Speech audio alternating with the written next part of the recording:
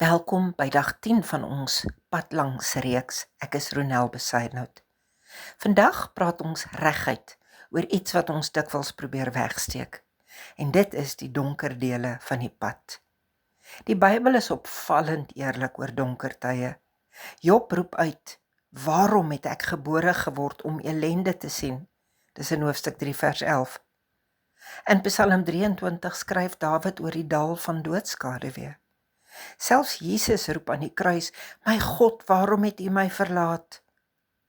Hierdie stemme wys vir ons dat geloof nie 'n masker is nie. Dit is 'n pad wat ook deur donker valleie loop. In Getsemane, dis in Markus 14, sien ons Jesus self worstelend.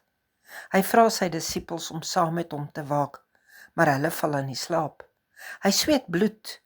Hy bid dat die beker verby mag gaan.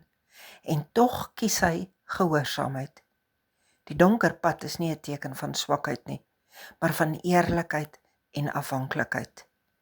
Jesaja 50 vers 10 sê die volgende: "Wie onder julle die Here vrees en na die stem van sy dienaar luister, laat hy in die donker wandel en geen lig sien nie.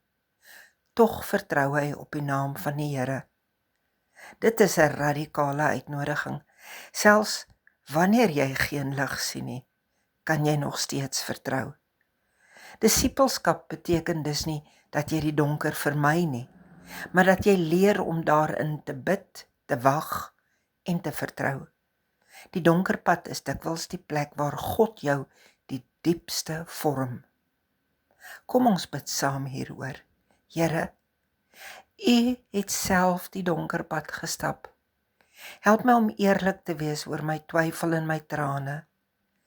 Gee my die geloof om U te vertrou, selfs wanneer ek geen lig meer sien nie. Amen. Ons gesels môre verder.